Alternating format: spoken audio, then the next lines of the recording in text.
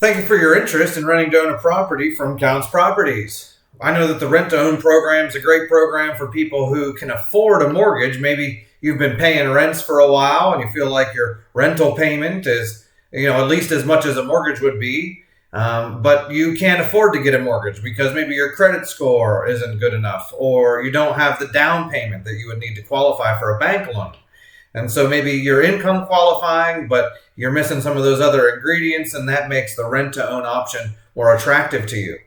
A rent-to-own deal is basically like a hybrid deal between a standard tenant rental agreement and a purchase. It's going to feel a lot more like a rental agreement with a landlord in most ways, but the caveat is that at the end of the agreement, you'll own the property, and in the meantime, you'll be responsible for things like property taxes, homeowners insurance, and like maintenance. So it's a little bit of both purchasing and renting. If you want to know how much a deal like this costs and what are the numbers, we can figure that out using the same formula every time. There's going to be variables, so I can't just give you a number and say a $100,000 house is going to cost you this much. But the formula is going to be the same. So we'll figure out the exact numbers for every individual deal, and we'll work that stuff out together. So for example, what we would do is we take the purchase price of the property, subtract the down payment if you have one, and that's going to equal your principal balance. And then we're going to take the principal balance, we're going to try to figure out how much your monthly payment is by determining the interest rate. So basically we'll figure out how much you can afford to pay monthly, and we're going to have our principal balance, and then we're going to divide that number over the amount of months of the term, and then the difference there is going to be your interest rate. So, that makes a lot more sense whenever we break it down on paper. So we'll give you an amortization schedule so you can kind of see it all spelled out. But sometimes we run the numbers starting with the purchase price, or sometimes we start with the monthly payment and work backwards, but the formula is always the same. We'll have to run the numbers on your specific deal after we get your application approved and identify a property within the criteria that you can afford. So basically the idea is that we need to know how much you can afford first. You'll go through the standard rental application process. We'll take a look at your income, and then we'll calculate what are utilities and maintenance and property taxes and homeowners insurance likely to be, and then any money after that is how much you can afford for a monthly payment, and then we can start shopping. Another caveat of these rent-to-own deals is about the equity of the property. The only way for you to cash in on the equity is by you paying off your principal balance in the monthly installments. You're not going to be able to resell the property and retain the appreciation in equity. So, for example, let's say we buy the house for $100,000. And 10 years from now, that property is worth $110,000. And you can't pay off the principal balance. Maybe for some reason you need to move, or whatever reason, the property is not fully paid off before you need to go. You maybe have to move, or you have a change in income circumstances, or whatever reason, you need to back out of the deal. That kind of thing happens. I can sell the property, but you are not going to own the equity. And this is because it would be unfair to me to purchase a property and then give that equity away to a tenant who is otherwise unable to afford the investment. Remembering the people who are doing this deal cannot afford to get their own mortgage and cannot afford the down payment.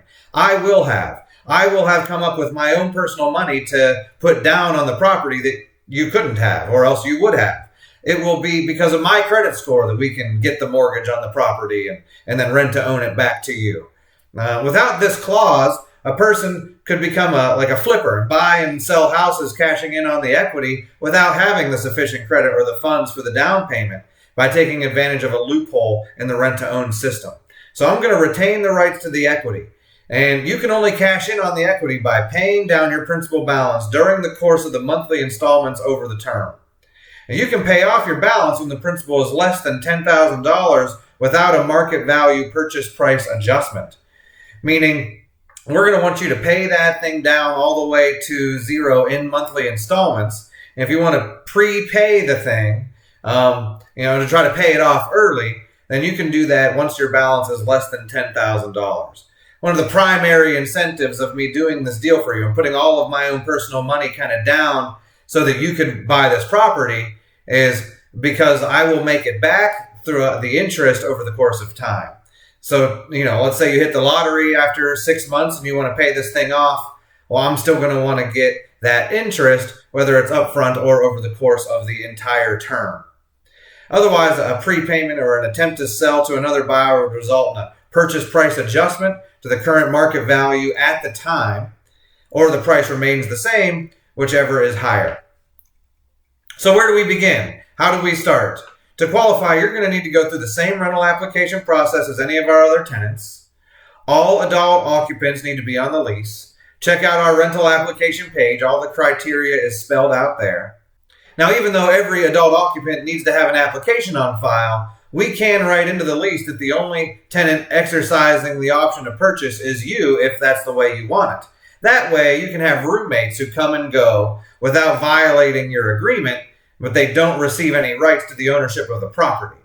All the occupants throughout the course of the deal between us need to be on the lease and is subject to those lease terms without exception. And so therefore, they all have to submit a rental application. But as people move in and out, we can do lease addendums and rental applications without giving them any of your rights to own the property. I encourage you to take a look at the rental application, look at the qualifications to ensure you're prepared to qualify before you submit your rental application, because those application fees are non-refundable. We're going to spend that money on administrative costs, and we're just passing some of those costs along to you. We're going to have some financial skin in the game, no matter what the outcome is, whether you're qualified or not. So your rental application fees are spent, and that's why they're non-refundable.